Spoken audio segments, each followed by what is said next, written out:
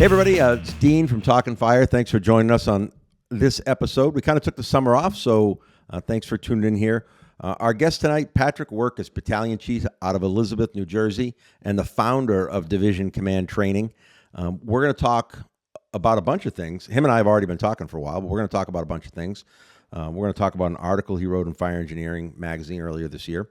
We're going to talk about kind of how he got where he is and kind of some of the beliefs he has around roles on the fireground that I think are interesting, and that's why I asked him to be a guest. Chief, how are you? I'm good. Thanks, Dean. Thanks for having me on. It's really good to be here. I appreciate it. No, it's great. I'm glad you were receptive to it. I know I reached out back probably in June now, and then summer got away from me, especially. I'm sure it got away from everybody. Big time. It's hard to believe that it's already the fall, but that's how, or soon to be the fall, but that's how it goes. Here. So, Elizabeth, New Jersey, just south of Newark, on the water. On the waterfront, yep. So we border Newark. We actually share the airport, Newark Liberty International Airport, with Newark. So Terminal A is in Elizabeth, and if you're flying into runway 4, left or right, you're flying into Elizabeth and rolling into Newark. So we share the seaport with them. We share the airport with them. So yeah, very, very dense area, but that's where we're at. We're a stone's throw from Staten Island. We're on the other side of the Arthur Kill. Gothel's Bridge separates us and Staten Island, New York City. So that's right where we are. Seven stations. I think I did a little bit of research. I didn't do a ton. Yeah, so we run 7 engine companies, 3 trucks, a rescue company, and we split the city into 2 battalions, uptown and downtown, Battalion 1 and 2, and then we have a deputy chief as a shift commander. Excellent. You run your own EMS, or is that private? Yeah, so we run our own EMS. It's civilian EMS, so we have about 60 civilian EMTs. We also have supervisors, EMS deputy chief and EMS chief, so that we have the division of EMS, but the firefighters aren't on the ambulance. We do EMS, we go on first responders, but the transports are done by the civilian EMS division that falls under the fire department. Excellent. How long you been there? So I actually started with EMS back in 2003, and at that time it was under the police department, and then the fire department ended up taking it over in 2010, if I remember correctly. I did a short stint with Union County Hazmat here in this area, and then I got picked up by the fire department in 2012. Excellent. In your area, Jersey, was it common for the police department to run EMS? No. Okay, because there's only a handful of places that do that, and even less now. But in New Jersey, the hospitals run the ALS units. They have the CN for ALS. So all of New Jersey is, if it's under the fire department, private, whatever it is, it's a BLS service, and then the paramedic units come out of the hospitals. Interesting. Yeah, so, it's a different dynamic. Yeah, obviously it must work to some extent. We like to be different than the rest of the country. I'll put it that way. Well, there you go. It is one of the few states where everybody just refers to where they're from as the exit, right? Like, isn't that? That's right. What exit? What exit? That's what like exit? That classic Jersey. Just what exit are you? And and again, Massachusetts isn't much bigger, but it's wider, I guess, or longer, whatever you say. But we don't talk about the turnpike like that. Like, we don't talk about 90 like that. Like, that's not how, we might talk about, area codes or, Western Mass, Central Mass, but we don't get into that whole, what exit do you get off of the turnpike? But in Jersey, that's what it's either the Parkway, the turnpike, or now where I am, I have to say what exit off of Route 78 because I went a little west, but yeah, what exit? That's pretty popular in Jersey. So 12, 13, 14 years plus some other stuff. Battalion chief. So you oversee part of the city. So right now my role. So I'll give you the beginning. So I started in Engine Company 1.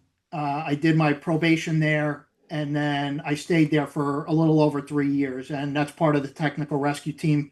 So very busy engine. I loved it there. Then I had the opportunity to go into the rescue company as a fireman. Then Captain Drew Vignali, who's now deputy chief, uh, asked me one day, called me into the captain's room, and he's like, "Hey, are you interested in coming?" And with my dad was a captain in the rescue. He was a fireman in the rescue. That's really where I wanted to be. And the guys in Engine One used to tease me about it all the time. If details would come up, they would tell me they're taking them, and get me going. So, but anyway, I spent about four years in the rescue, give or take. And at the time, there was a lot of promotions happening. So I was in there for about a year, and I ended up becoming the seated chauffeur after a year in the rescue. So all the guys had either been promoted or retired. So yeah, I became the seated chauffeur, and then until I got promoted to captain, and I spent 4 years as captain. I did a short time in Engine 7, and then, as luck would have it, spot opened up back in the rescue. So I went back in the rescue one as captain for a few years, and then I got promoted to battalion chief. And I am there now as the administrative battalion chief. But the great thing about our department is the staff chiefs pretty much supplement the line. So I'm able to go out. I'm still able to go back to fires. I'm able to go in from home. And also, I'm a county fire mutual aid coordinator. So I get to go to any work and fire in Union County or surrounding Union County.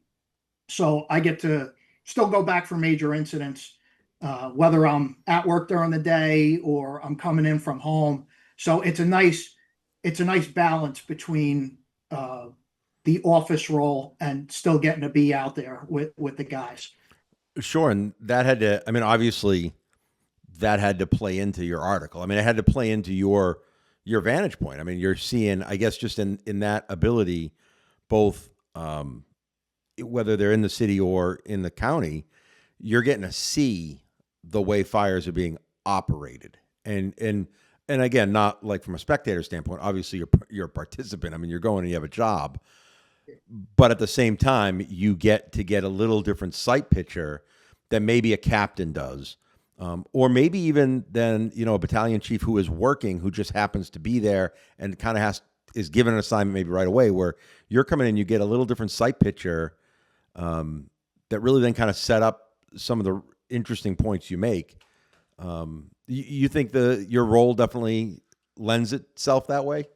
Yeah, so we're the more I talk to people, I find we're a little bit more unique here in Union County. And what I mean by that is we're blessed in Elizabeth. We do have the largest fire department in the county, right? We're able to split our city into two battalions. If you go to the career town next door to us, not Newark, but the other way, they're running with 10 guys on a shift and one shift commander, right? And they're great guys and they do the best with what they have. I'm very good friends with a bunch of them, but their first alarm, we might have to, us and Elizabeth, we might have to go in on their first alarm depending on the situation they're dealing with, because they're pulling up with an engine, a truck, and an ambulance. Right, right, It's no fault of their own, but right. that that dynamic changes. So, I've had many conversations with one of my best friends over there. He's a deputy chief, and he said, if you come in as a coordinator and I need a division supervisor, can I use you? Absolutely. So not our role as coordinators, yes, is to fill, well, not only be a liaison to the departments that are coming in outside, but also fill either command or general staff positions that need to be taken, because I've said it before, and whether you agree, disagree, not everybody's going to agree on everything, but having five white helmets, and we've talked about this, right, Dean? Yeah. Having five white helmets stand at the command post, watching a fire go to shit is a big thumbs down to me. Mm-hmm. I mean, I think that, and again, I'm speaking in general. This is not about one certain place Oh, or right. another. Nope. That is a very. I think egos might get in the way sometimes, or I've heard the statement, we're micromanaging the company officers. I strongly, wholeheartedly disagree, because frankly, I have the experience, as have been the division supervisor multiple times, and it flows, it works, and I think the incident runs so much smoother. I don't think we're micromanaging. If you're micromanaging companies as a division supervisor, you're doing your job wrong, in my humble opinion. Now, there is a time and place. I've heard this too. Do we really need two battalion chiefs on a mattress fire? No, you probably don't, because you're going to have it knocked down before I even get dressed and get in there. But if you practice on the non-dynamic incidents, if you put your division supervisors in place on the non-dynamic incidents, then you are going to thrive on the dynamic incidents when you have that incident and it becomes a mayday, or now it's extended to the second or third floor, right? And the fire's starting to get away from you. That span of control starts to get away, right? If you practice these things on the non-dynamic, then on the dynamic, you're going to hit a home run. I guarantee it. But before I go too far into the weeds on that, it's imperative that, I know there's some systems out there that they're chief officers that come in as mutual aid coordinators. And just because they're not from that department, they don't let them work. Well, what good is I don't need five of us standing at a command post.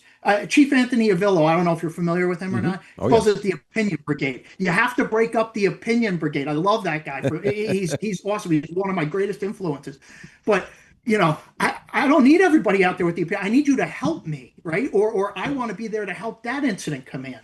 Right, right, absolutely. And so I mean, like I'm taking notes and I'm trying to remember things as you talk because you're making so many really good points. And I was a friend of mine stopped in. Happens to be a fire chief, but he stopped in because he forgot something at my house the other day, and he knew you were coming on, and him and I were just talking real quick about some of the topics that we were going to talk about tonight. And we talked about that same thing, right? Like we kind of call it the white picket fence up here. That it's that, it's and he said, one of the biggest struggles is that it's not only on them when they show up to be ready for tasks, but it's also on the IC to give them something to do, and not just busy work, but like I think sometimes incident commanders might get a little nervous that if they send around here, it's probably more like the county. A lot of it's mutual aid chiefs anyway. That if they send this mutual aid chief into to run a division, to be a division supervisor, they might not know them that well. Are they going to end up as a micromanager, which is risky, right? Because we don't want to do that. But we don't.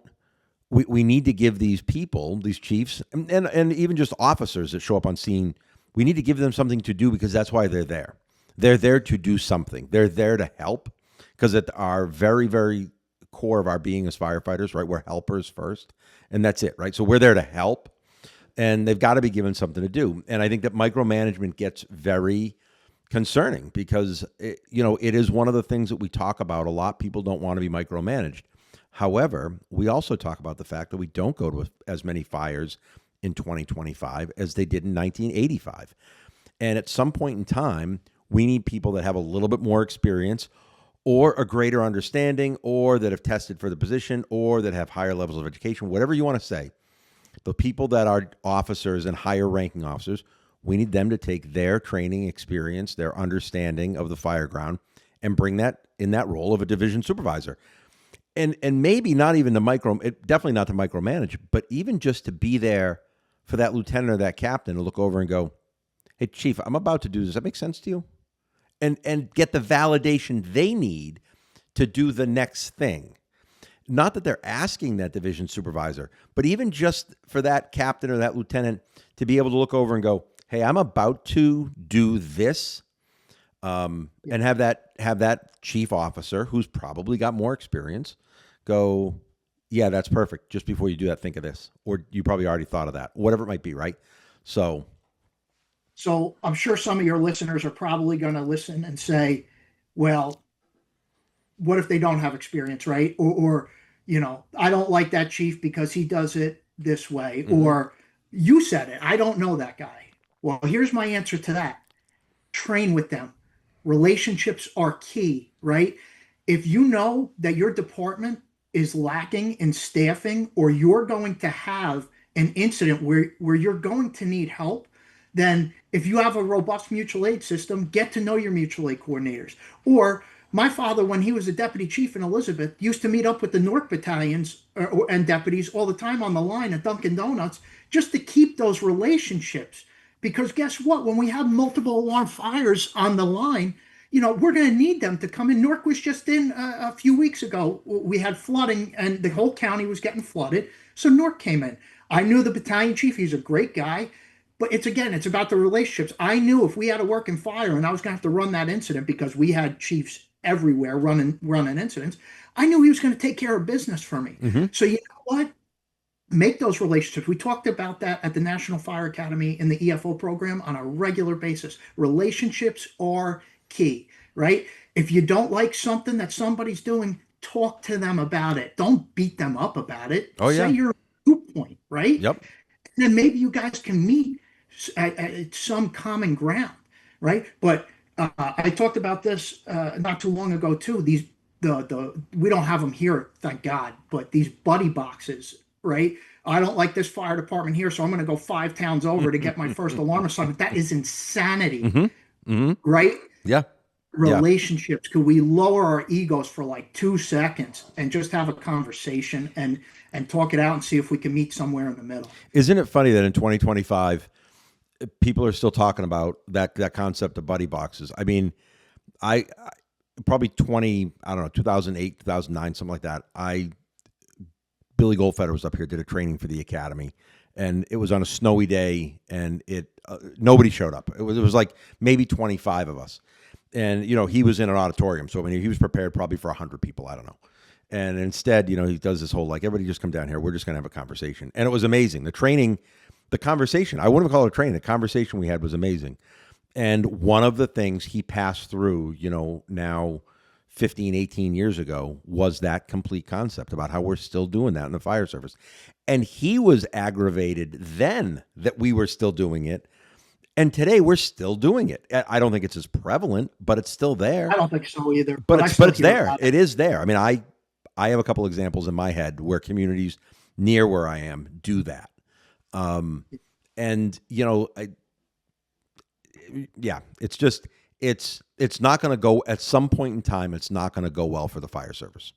And Dean, you don't have to like the guy either, or the person, right? The guy or gal, whoever that chief is or officer is, you don't have to like them, right?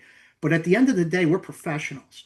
So I don't have to go have a drink with you, tomorrow after shift or in my personal time. But what I do want to make sure is, and even if it's me, even if whoever the incident commander is doesn't really care for me, right? Because I'm sure there's people out there that really don't care for me. And I try not to make that a thing. I try to be as best of a guy as I can, but I'm sure, it's a thing, right? So, but my point to that is, I don't need you to like me or I don't need to like you, but at the end of the day, if we have a task to complete of life safety, right, property conservation, incident stabilization, and now protecting the environment, right, I just need to know that you can take care of business and I can trust you to do that, even if we don't agree on everything.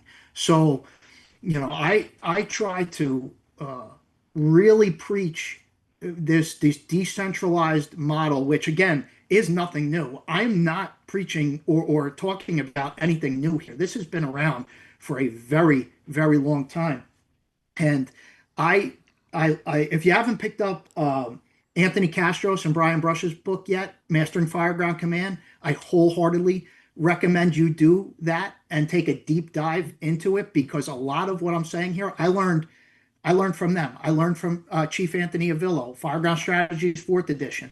There are plenty there's plenty of reading material out there. I have a whole library over here that I can reference. But what I believe I do is, and what I'm blessed to be able to do, is still go to fires and put this into place and show real time how this works.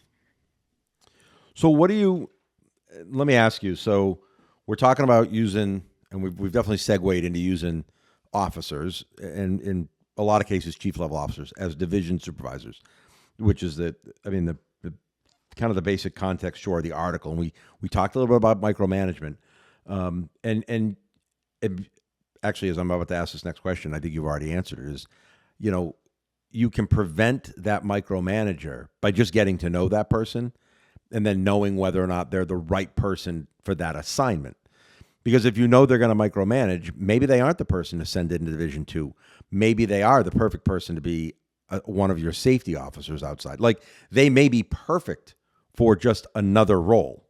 Yeah, as long as you have the greatest area of need covered, Right. then that's fine, right? But what I'm not about is assigning a safety officer who doesn't reduce your span of control. It adds to who you need to talk to, and who can't see the whole picture of the incident, right? So if I have heavy fire on, let's say it's a 2.5 story frame, and I have heavy fire on Division 1 and 2, and I don't have a chief officer on the inside, and we're taking into account here that you have chief officers available to you. If you don't have a chief on Division 1 or 2, and you just make a safety officer, right, or an operations section chief, you are totally uh, I'm just going to say you're screwing yourself. You're screwing yourself out of a manageable incident. And frankly, I think you're doing your company officers a disservice. Your company officers really need to be eyes on, hands off, making sure that their company members are carrying out their task level tactics, right? And don't get me wrong, if you're pulling up with 4 people, I understand that you can't decentralize the fire ground right away. I mean, it doesn't make sense, Right. right? You have 4 people.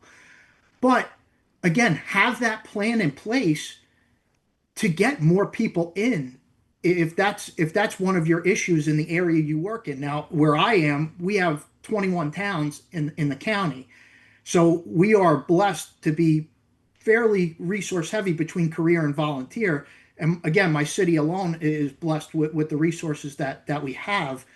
So if you're from a smaller department, my volunteer department, where I live on the western end of the county, I'm still in the same county, but my volunteer department might only pull up with an engine and a truck during the day with 8 people on it, right? So no, you can't do what I'm talking about right away. But as the coordinators start to come in, as that automatic aid starts coming in from the first alarm, and then the mutual aid starts coming in, the incident's going to get away. And if it's expanding, so you got to get the divisions and groups in place. Now, I'm a big fan of divisions. Groups, depending on what's going on. Look, a RIC group, I'm all about, but and again, this is where Chief Castros and I have, again, we can meet in the middle, right? That East Coast, West Coast thing. But, he's very big on groups because he was pulling up as the only battalion chief, and the second battalion chief was like quite a while away. Right. And, he had to use his company officers, where here, for the most part, we're getting a decent amount of chief officers in, on a work and fire. So I firmly believe that you need to let the company officers do their thing. The chief officers need to take a step back, right? They need to be monitoring fire attack. They need to be monitoring search and rescue. And rescue is a big one because we search to rescue, right? Medical's a big component of that, right? A medical group, I'll take that as a group because we got to get these people to EMS for triage, treatment, and transport. And ventilation is another one. So, search, fire attack, vent, making sure that all those things are coordinated, taking place. Because I'll be honest with you, Dean, right? I'm sure you've experienced it yourself. When you're a company officer, sometimes you have to get hands on for a little bit to help your guys out. Not that Absolutely. it's what you want to do. You want to be watching the whole thing, but sometimes you got to get hands on, and then you become task saturated, and then you lose what's going on in that dynamic environment. And that's where the chief officer is clutch, is key to come in and take a look and make sure everything is going well. And by divisions, I mean, there's a little bit of a debate about this too. Well, how far in do you go and how long do you stay in? I got to tell you, I understand that there's zero visibility environments, and I get that. And there's definitely a time and place to be at the doorway and a time and place to be inside. But with the improvements of thermal imaging now today, and if you don't know who Andy Starnes is, look him up and look at everything Andy Starnes has to offer. I think if you are squared away with thermal imaging and you truly understand what your camera's limitations are and what you could do with that thermal imaging camera, then you can be inside the hazard zone for a longer period of time, making sure those companies are carrying out those task level tactics and taking care of business and coordinating between those divisions. I've done it. I'm telling you firsthand, it works. Yeah, I mean, I think that, you know, I love the movie Casino, and I love there's a scene where I don't know, they're talking about like the pit boss is watching the dealers and the dealers are watching the Yes. players. And I think about that and as it relates just in life in general. And, you know, if we think about it in almost any other profession, you know, there are managers watching the people doing the work. And then there are people watching the managers that are watching the people do the work. And in the business world, I think for the most part, they figured out how not to micromanage that and how to make that system thrive. And that's really all we're talking about. Is we're talking about giving the company officer the space to lead their company and not be having to be worried about everything else. And I don't mean like giving up, not having their six-sided view. Yeah, they still have to do all those things, but it's about providing them some support so that they have that room just to manage their people and that there's somebody else watching them do that. And then how powerful does that become when you've got a chief officer running a division and maybe monitoring 2 or 3 or maybe 4 companies in a small area and knowing what they're doing. And now all those officers have a chance just to be officers and to get really good at being a company officer. It that you hit the nail on the head. That is it.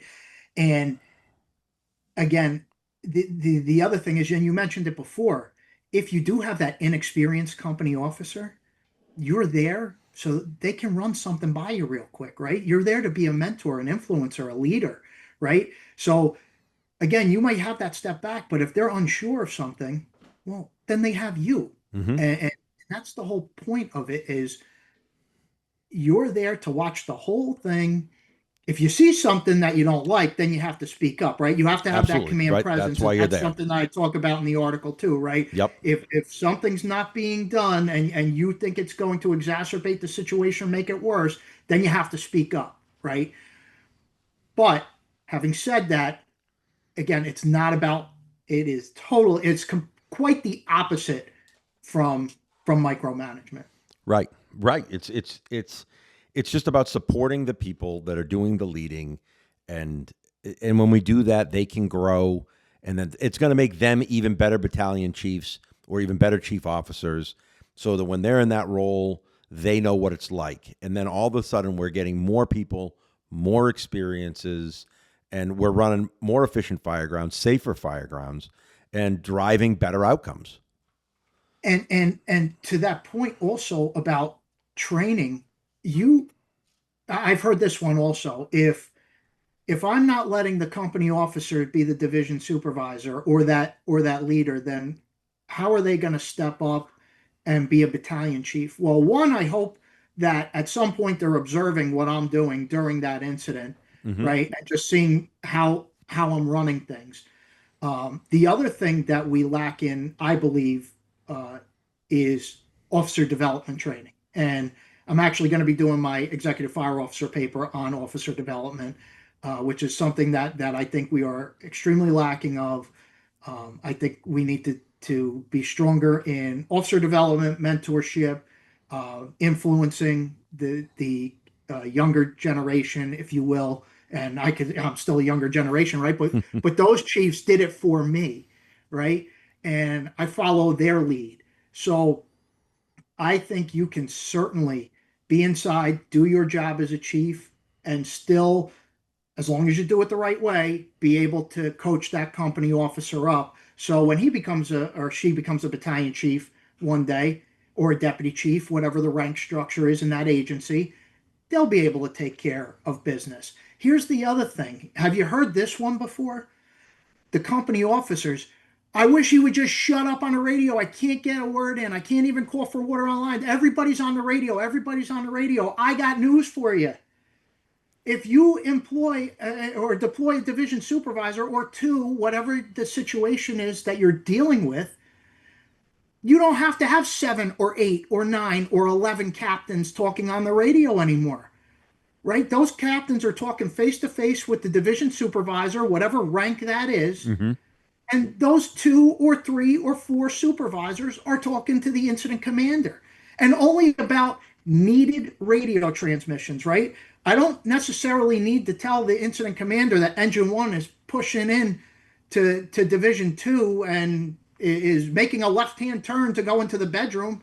No, I don't need that's I'm taking care of that division, right? Right. I'm going to let you know when we got water on the fire's not down, if we have fire extension, what the status of the primary and secondary searches are, if ventilation is completed, or if we're holding off because we're having trouble getting water on the fire, right? And if we have what the victim profile is, are there victims? Do we have a rescue or not? Where they're coming out, right? But other than that, it really shouldn't be much radio traffic. Right. Right.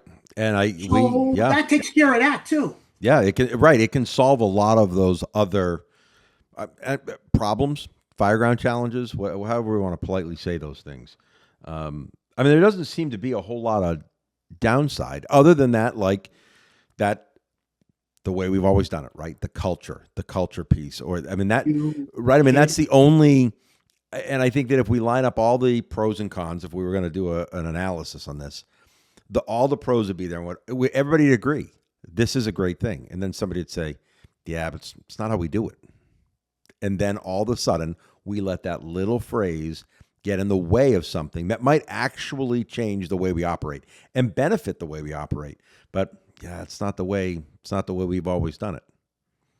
You know, I had a guy come up to me in my department. He's a member of a truck company, and he came up and he goes, Chief, he goes, what is it with? I can't remember the exact words he used, but something to the effect of, can you explain the division supervisor thing to me, the whole decentralization and why you're so big on it?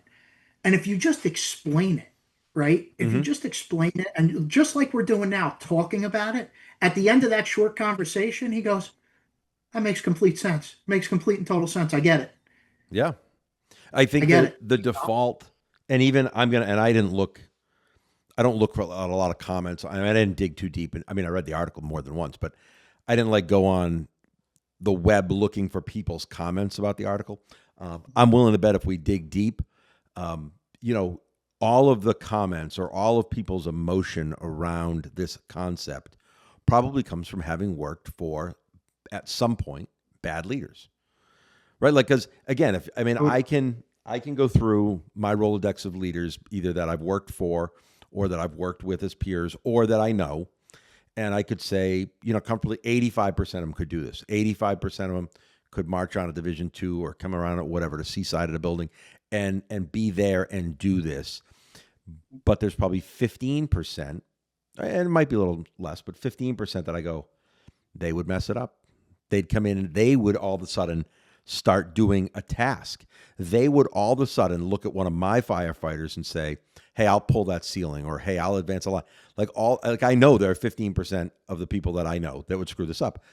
And I think that's right. Like, that's the obstacle. But once you explain it, I think that people go, oh, that will work. And oh, that can work. And oh, if the incident commander or the chief or whoever's in charge sends the right people in to do the job, and when the job doesn't get done right, has a conversation with them. I don't want to say holds them accountable, but has a conversation with them and says, hey, I sent you to Division 2 to run things up there. And based on what I'm hearing, you didn't do what I wanted you to do. This is what I wanted you to do. And it sounds like you did this instead. As long as people are willing to do that. And that's what we got to do in everything. And we talk about that all the time. And we talk about whether it's a tailboard debrief or a formal after action or a post-incident analysis. We talk about doing all that stuff. We just have to include this as a component of that to ensure that person and that role is functioning properly. There's value. There's value in the debriefs and the tailboard talks. There's value in all of that. I'm a realist, though. I understand that there are those who may not want to be up to par, right? Or Look, frankly, everybody makes mistakes. I make Hmm. mistakes. Even in the division supervisor role, I screw up. But it's the amount that you screw up. Did you learn anything from it? Right? And are you going to do it again? Because as long as you're learning from your mistakes, Hmm. then by all means. And company officers have come up to me and questioned me on a few things of why I did it. And you know what? They bring up some very, very valid points, right? So as long as I take those points and learn from them or make it better the next time, all good. But if I'm not willing to learn or I'm not willing to follow the model and freelance or just continue to let the culture, I hate to say run amok, right? But if I'm a battalion chief and I'm still letting six captains talk to the incident commander when I'm supposed to be running the floor, then shame on me, right? If Hmm. I'm not correcting that. Right. And that doesn't mean you have to be a jerk about it, right? That's what you just said. It's a conversation.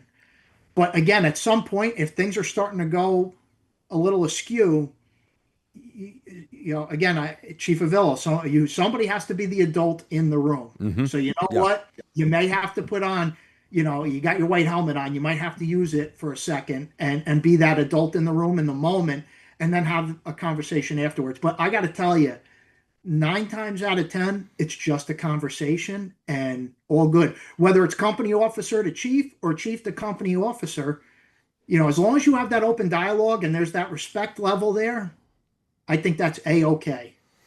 So, we mentioned it before we started the episode, and you kind of alluded to it a little bit here.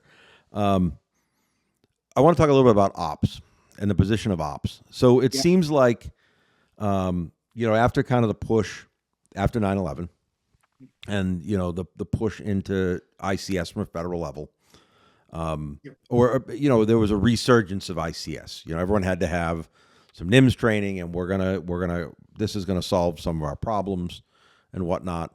Um, it seems like we started filling out that ops role really fast. Is that the instant somebody takes command, and then almost like the next arriving officer or the next arriving chief gets assigned ops. And I've listened to some things and listened to some conversations you've had before about it, and I think you and I share very similar opinions in the fact that we jump the gun very often in the fire service and fill that role faster than maybe we are filling in an interior downrange kind of role that would prove to be much more beneficial to the incident. Why do you think we do that? Why do you think we just got into this rut where, car two's arriving and the incident commander says, "Hey, chief, why don't you take whatever, I'm going to have you take ops." And then they've got to do this big interface where they've got to explain everything they've done to this point and then what they want done. And then someone else has to execute their plan, as opposed to just sending that second in chief downrange somewhere and have them do something else. So I think, in my opinion, of course, I think this kind of stemmed from larger incidents. So you mentioned, after 9/11, this all happened, right?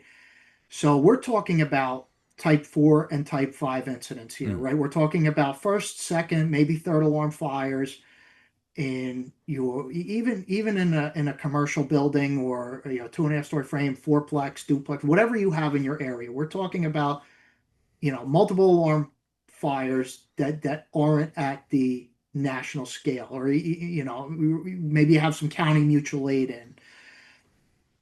I believe the ops role was looked at for the larger incidents, and we kind of took that into the type 4, type 5 world in NIMS and ICS and plugged it in there. Now, am I saying never use it? No, I'm not saying that.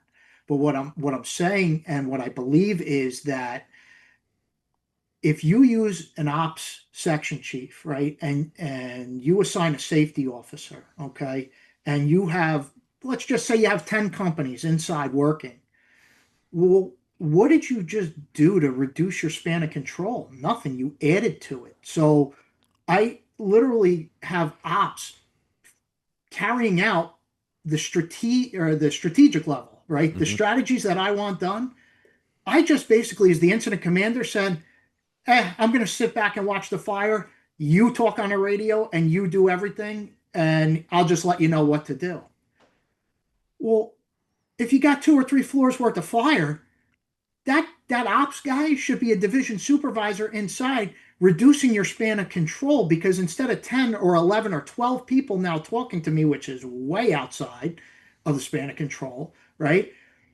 If you're a division supervisor, I would argue that you're also a safety officer, right? We want Fair. everybody to be a safety Yep. officer, but if you're that chief, or listen, if you don't have chiefs, and I'm realist, right? If you're a training captain, right, and you're not overseeing a company, maybe you're the division supervisor. Okay, fine. But whoever it is in that role, not only are you watching fire attack, ventilation, search, medical, you're also looking at the safety aspect of it too. That's the overall goal, is to keep the companies operating and they're safe. So I just plugged, let's just say I have 2 division supervisors. Boom, Division 1, Division 2.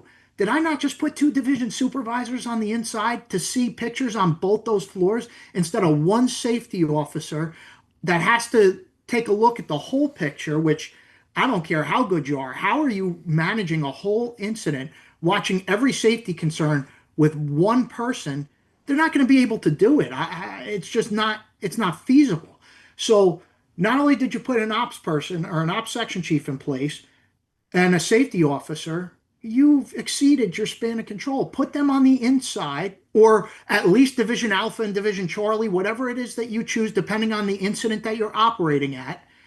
You got 2 safety officers now, and I just reduced my span of control. Instead of talking to 10 or 12, I only need to talk to two division supervisors. Okay, I need a roof division. Now I need to talk to 3 people. You're It's a win all the way around. But the ops section chief, to me, again, as a battalion chief, I'm usually only the incident commander for about the first 10, 15, maybe 20 minutes of an incident, and the deputy chief's taking it over, right? So I'm speaking from battalion chief, having run incidents at the very beginning stages. An ops section chief's a cop out, in my opinion, right? And on those type of incidents. So don't misunderstand me. I'm not Right. if you have a wildfire that is spreading through counties, and I get it, but I'm talking about type 4, type 5 incidents. We're talking 1, 2, maybe 3 houses. We have some mutual aid in, right? But it's nothing that we can't handle. I think the ops section chief's a cop out for the incident commander. My personal opinion. Sure. Yep. So I want to pick apart a quote from the article. Okay. And then I think that'll lead in a couple of other things. Because we got a little ways to go here, but it says, by implementing structured training, clear SOPs, and leveraging technology, fire departments can maximize operational effectiveness and firefighter safety. And to me, obviously that is one of the quotes that their editors pulled out, right, and put in the big words. And they couldn't have figured a better quote. I mean, that sums up so many things, not just your concepts in the article, but so many things that are true about us as individual firefighters, right? Because, a structured training program for me as an individual, having clear personal SOPs, right, if you will, and understanding how technology changes me and the things and then we can apply this to company, to department, right, whatever. And you apply it to everybody. Everybody. I mean, it just those 3 things today are right there, right? So you kind of alluded to it already, but how does Patrick stay up on things? How do you stay up? I mean, you've been in the fire service a little more than 2 decades. Obviously, second generation, a mix of some call experience or volunteer experience. That's how I got my start in the volunteer. I mean, a bunch of career experience. You already kind of mentioned EFO, but how do you stay current? What do you do? What is it that you do that you know what? You've said it a bunch. You've said, in my opinion, a whole bunch. Your opinion, though, isn't just some dude making stuff up. I mean, your opinion is clearly thought through, and you've focused on your learning and your background and our craft in general. So your opinion carries some weight because it's structured and a whole bunch of things. What do you do? How do you stay current? How do you stay dialed in? So I will tell you that one, I have become a big fan of podcasts. So even, at night, I take a little bit of a break sometimes. So I'll put in some reading one night and then maybe do a podcast the next night, right? And I try to, like I said, I have a whole library over here. So I'm in the books, and I'll be honest with you too, Dean. I sucked in school. I was a B or C student. My father used to have to bribe me to get C's on my report card to go hang out at the firehouse. Like I hated school, right? And then I don't know, I think I was like 27 or 28 and like something clicked in my head. Like if you don't do something, you're not going to advance, right? And my father always preached school to me. And, I tried college for a little bit after high school. It didn't work. So anyway, got back into the books. Got back into the books. I went back to college. I got my bachelor's, and then I went on to get my master's degree. And now I'm in EFO, which we could talk about in a little bit.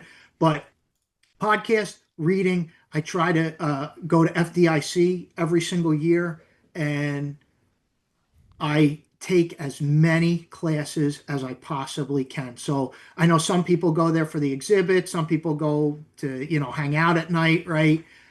That's not me. I'm in class pretty much all day. As a matter of fact, I run around the exhibit floor on Saturday just to try to catch up on everything, because there's no more classes, right? Right, So right. try to listen to what's new and improved out there. Again, I mentioned Andy Starnes. The last FDIC for me, that was eye opening in thermal imaging of what's out there. And I watched his demonstration. I listen to all of his podcasts now, and actually, he just through listening to him, I'm going to be heading to Charleston, South Carolina, in the next month to go to level one thermography school to get my level one thermography certification. So I'm going to be doing that because I want to know more about the tools that we use, right? And that's a big one for a division supervisor is a thermal imaging camera. And I want to know exactly what I'm using, what I'm seeing, and how to implement that the best way I can outside of this camera looks cool, or this was the cheapest thing on the market. Right, There's a right. week or whatever. And listen, we did it when I was in the volunteers. Like they said this brand was great, so we're going to go with that, and we would hold it up to the light on the ceiling and be like, yeah, that's pretty cool. If you're not using thermal imaging cameras in a live fire environment to test them out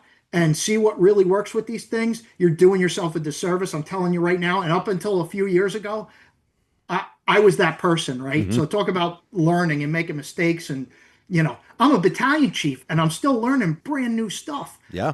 There's so much in this industry, in the service that we are so blessed to be a part Hmm. of. If you're not continually doing something every day to try to keep yourself up on it, you're probably not up on it, right? And Yeah. as No, much I. as I do, I'm still not up on everything. I'm still learning new stuff. Hmm. So my whole point to that is if you take an hour a day, right? And this is not from me. This is my mentors and influencers telling me this. If you take an hour a day to read or listen or do something fire service related, imagine how much better you're going to be in the future, right? So you don't have to be into it like live and breathe it like Patrick Wirkus does, but just an Yeah, hour a an day, hour a day, an hour a day. an hour a day, and it'll pay dividends. So I go to the conferences as many as I possibly can. I mentioned going to Charleston, South Carolina, and then in November I mentioned Anthony Castros and Brian Brush, Yep. which I have a bunch of red tabs. I don't know if you can say I have a Oh bunch yeah. of red tabs in there, but I break this book down like crazy. I love this thing, but I'm going out to their train the trainer in November in Midwest City. Uh, I can't wait to see them and learn more from them. But this book is between this and Chief Avillo's book, they're like the decentralizing Bible for me here. But it's it really is. You have to continue your education, and that's not to say hands-on training goes away, right? So I believe you're very familiar with Chief O'Neill, right? Oh National yeah. Fire Yep. Academy, Yep. right? Jersey City. So I listened to some words of wisdom from him, and you have to be a well-rounded firefighter. hmm So that is not only just going to fires, right? Getting that experience. You have to be educated. I'm telling you, it pays dividends. And I understand that it's tough, but if you are ever considering to go for an associate's or a bachelor's or finish up that master's, I can't tell you the doors that it opens and really opens your eyes to a lot of things that are out there. Not only on the administrative end of things, but the operations end of things. Oh yeah. And then you need to train. You have to train. hmm You know, for example, I'm going to spend part of my day in the office tomorrow, but we have a recruit class going through right now, a large recruit class, a large for us, of I believe it's 29 or 30. And they're doing rapid intervention tomorrow. They're doing their rapid intervention training tomorrow. I'm going to go to the drill ground and do some training. So, but you have to keep yourself fresh. Even as a chief officer, if you're not putting your gear on, if you're not putting your SCBA on a fairly regular basis, you have to be, right? Because not only does it make you better and keep you current and relevant, but I truly believe that the guys respect that they don't just see you put on the white helmet and the coat and stand out having a coffee at the command post, but when you're still in there doing it with them, I think that, in my opinion, I think you get a different level of respect from the guys and gals that are out there in the companies. Yeah, it definitely can't hurt, right? I mean, it can't have a negative impact. So even if you argue, even if a chief argues that, like, well, I'm never going to do that. I'm never going to be the person on the writ. I'm never going to be the person having to go in. That's just not, my agency's bigger than that. I'm never going to be that person. But what damage can come from you doing it? Like, what Well, damage can, and the reality is nothing, right? I mean, a bruised ego, maybe, because we forget how to do things after a while. Sure. But what's the risk in that? You're showing your people you're human. I mean, that even you, the boss, can make a mistake every once in a while. There's value in that. Like, you can't go wrong. I mean, so. my father had 36 years on the job, retired as a deputy chief, and I'm not kidding you. Even just before he retired, with 36 on, he's a deputy chief. He still put his stuff on. If he came back to a fire, now listen, if he was on shift, he was running the fire. He's not going inside, right? Right, right. I get that. But if he would come back to fires, which he always would, he had his tank on, gear on, masked up, hood on, inside with the guys taking care of business. Yeah. And that's a deputy chief with 36 years in the fire department. Yeah. I mean, it's, So, I understand if you're the chief of department, you have different roles, responsibilities, right? Like I get that. But I have heard, I've had a few younger members text me and say, wow, even on mutual aid assignments, saying that's not something you see all the time. It's refreshing, So, and I appreciate that. So it's, again, there's not really downside. And you brought up Rick, yep. depending on where you're from, or Depending on what, fans, yep, yep. depending on where you are. So I challenge you this, or I talk about this. While I might not be the one physically hands-on doing the rescue as a chief officer, or maybe even as a company officer, you're maybe you're leading it, right? But if I'm a division supervisor and a mayday happens, right, that incident commander can make me the RIC group supervisor. Well, I have to know what's going on and what's being done to oversee that operation. So you know what? By me going down with the recruits tomorrow and doing some instruction that's keeping me fresh in rapid intervention, you know what? Maybe when that mayday comes, not maybe, when that mayday comes, and I'm the division supervisor that just turned into the RIC group supervisor because I'm the closest chief to the mayday, then I'm going to be able to run that operation that much better. Yep. Yeah. Yeah. It's important to stay well rounded. And you brought up like that mix of training, right? That mix of, podcasts, listening to books, reading magazines, and then, more formal education, training. It all plays a role. And you're right. I mean, Dr. O'Neill always preaches that you can't do any one thing. You can't do any one of these things. You've got to maybe, and it doesn't have to be an equal balance between all these things, because as you change roles, your needs and the agency's needs from you may shift a little. But as long as you're balancing all of these things in some regard, you can't go wrong. I mean, you'll always reap something from that, right? Like, you're going to go down tomorrow to the drill yard and do some things that will only pay dividends somehow for you. It can't go wrong. And I that's know I'm going to learn something tomorrow. I'm telling you, I'm going to learn something tomorrow. absolutely right. You're going to, and there's something, and who knows, right? The something you might learn is, oh, I got to get back to having a salad every once in a while. I was a little too quick on that tank. Right? That something doesn't even have to be. It can just be something about ourselves, or geez, my mask doesn't fit like it used to. I wonder why, or whatever, right? Like, when we're training and we're doing things, there's definitely an opportunity to learn so much more than just what we're focusing on. Absolutely. So your training company, that I know nothing about, although I've been to your website. So I mean, I know, but how long you been doing that? So it's brand new. It actually, you talk about timing with the article. I had some people reach out and say, would you mind coming in and doing a class? And, at the time, I really, I wasn't really expecting that. So I didn't have a means to do so. And, I understand there's a lot of training companies out there, and there's a lot of great training companies Mm-hmm. out there. And again, I'm small operation, just out of passion and doing what I love.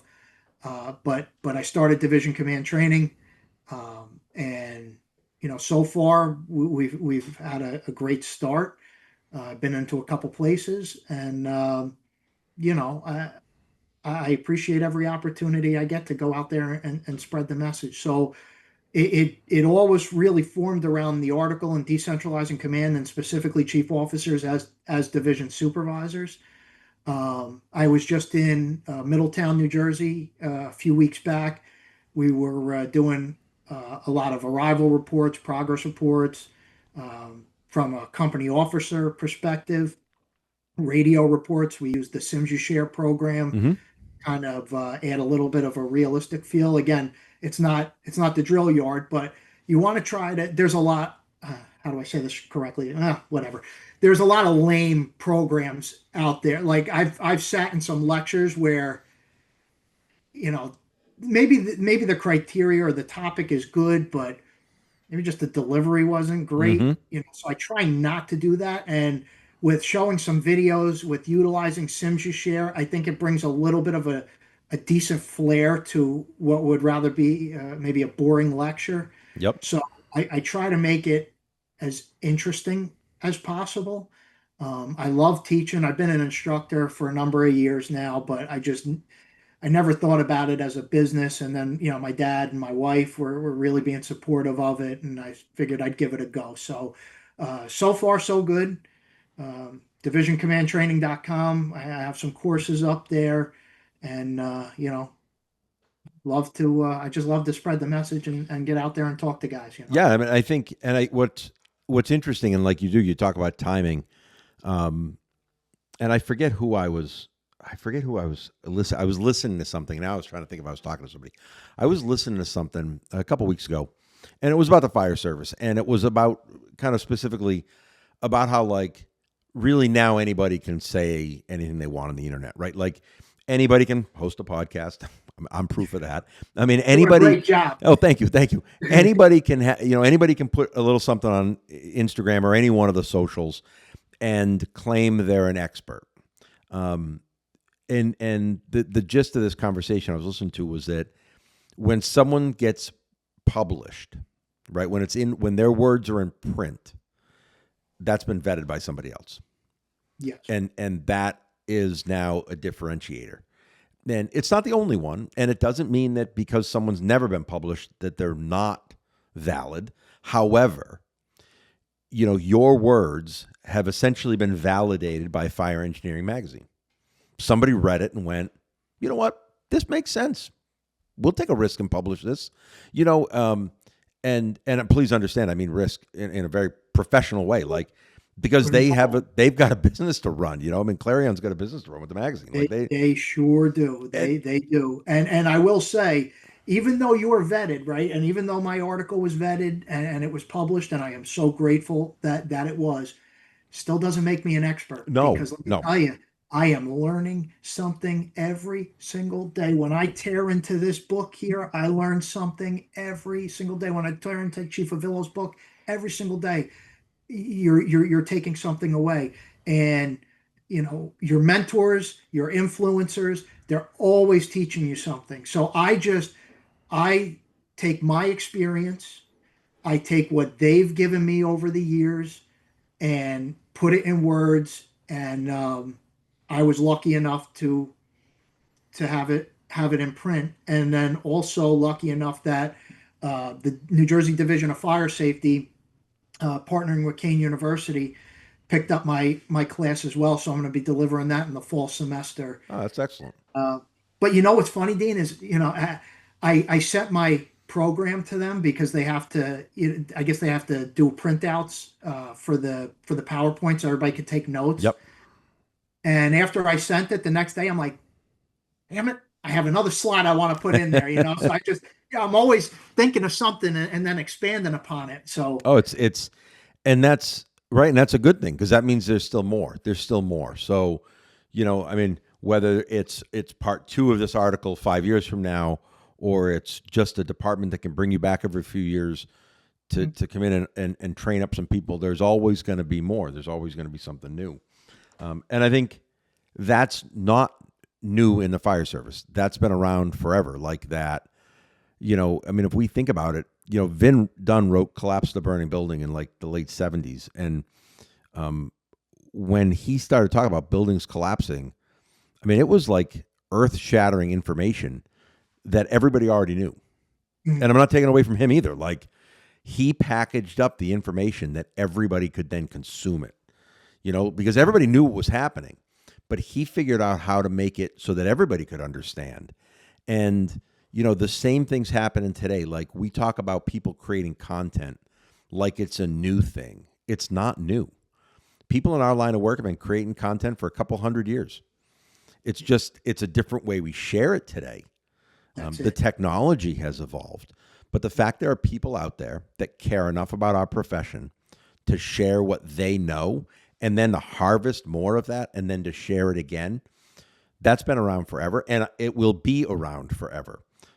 You know, I think the people like you that dig into the book, that dig into the podcast, that dig into whatever, and then share what they've found, I mean, that hopefully will never go away.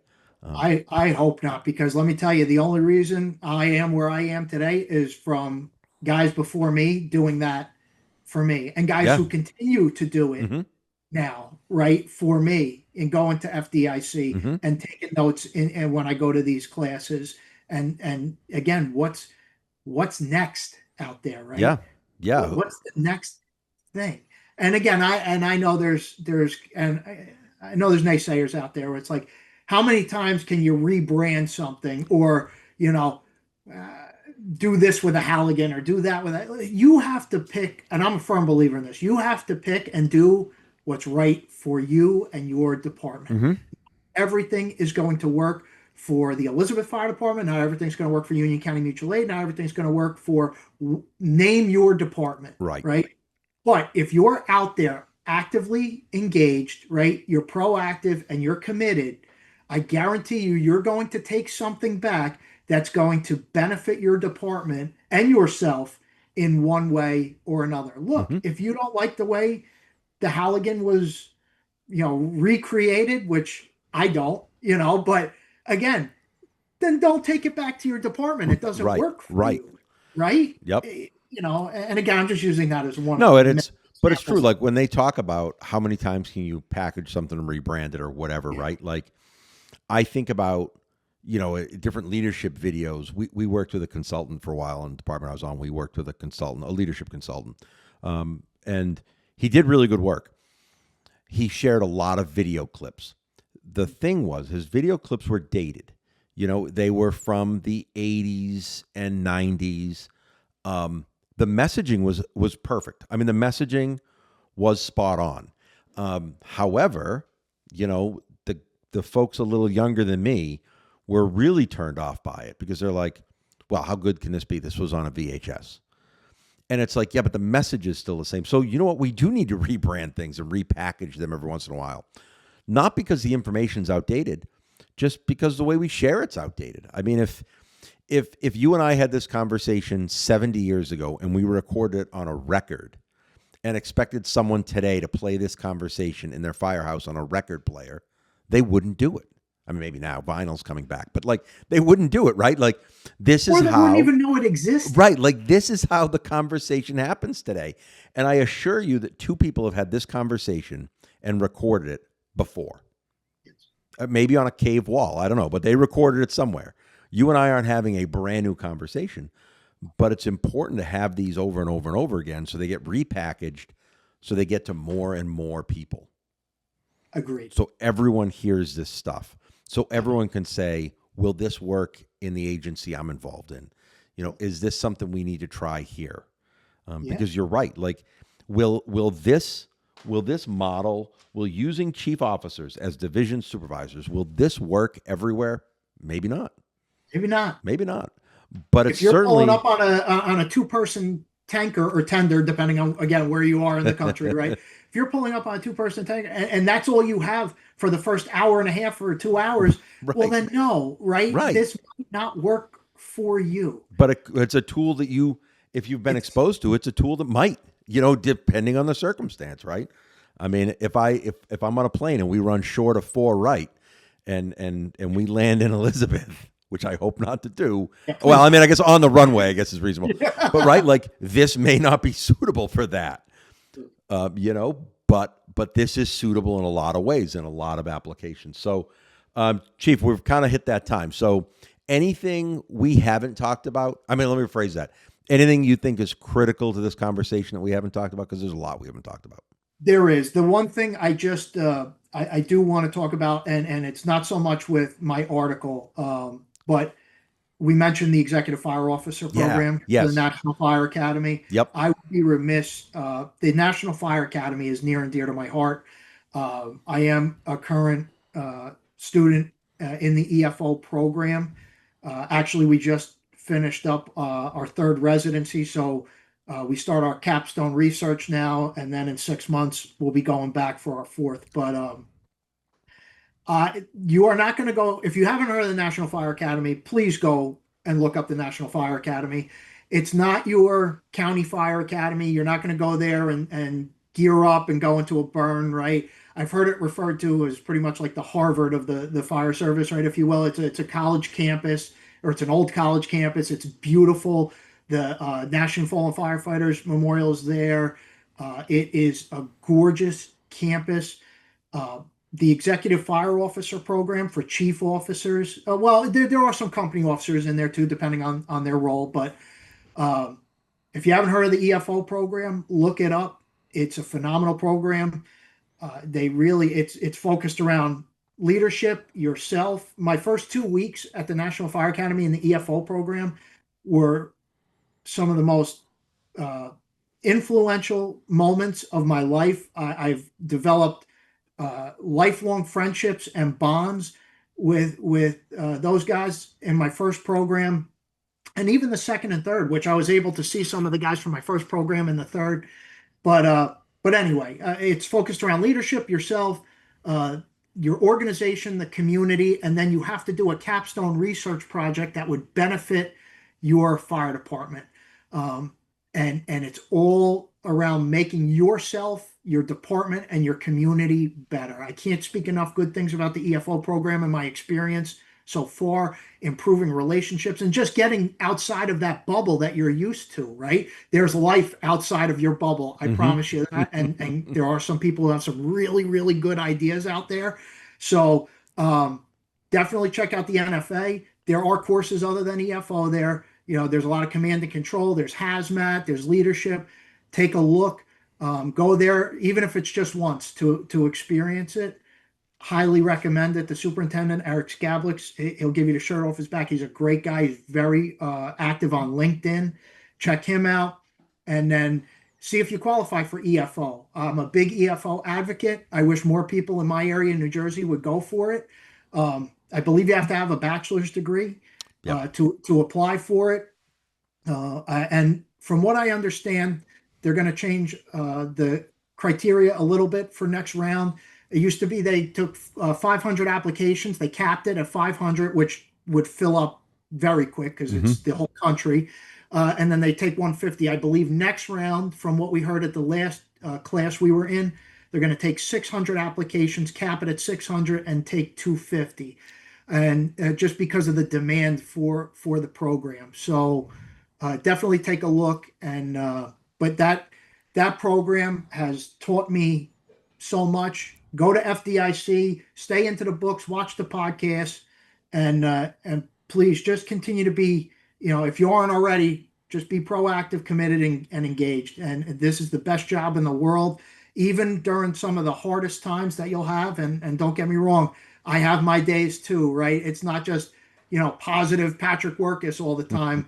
There are some times where I'm like, oh boy, but just remind yourself, especially for me, I wanted to do this since I was a little kid, and I'm living that childhood dream every day. So, Chief, as you were, I mean, you were growing up at the National Fire Academy. I've been there a bunch of times, and over the last 15 years or so, and there was a lot of things that, I'm shaking my head agreeing with you only because it's just so true, and everything you said was so true. And actually, I think we did a couple episodes back when there were some funding questions about the National Fire Academy, and it was not looking good there for a little bit. We had some interesting conversations, and one of them was Dr. O'Neill.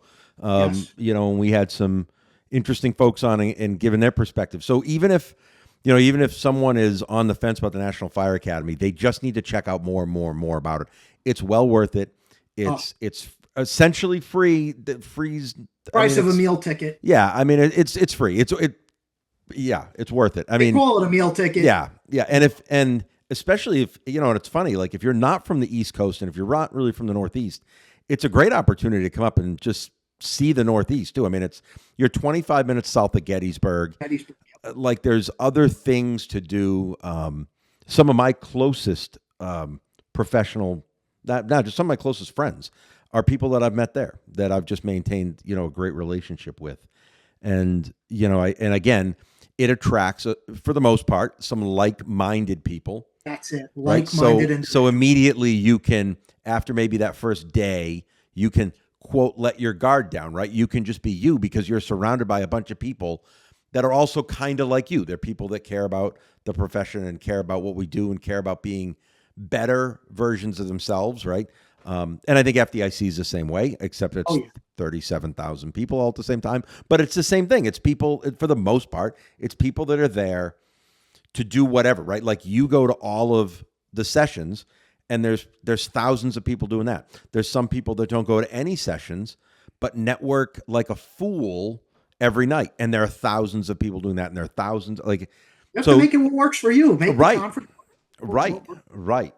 But we joke, and you mentioned about the meal ticket and everything. Mm-hmm. So just so everybody knows, and we joke about this, but the NFA is not the Hilton. All right, no. The rooms are a little bit to be desired, but it's not about that.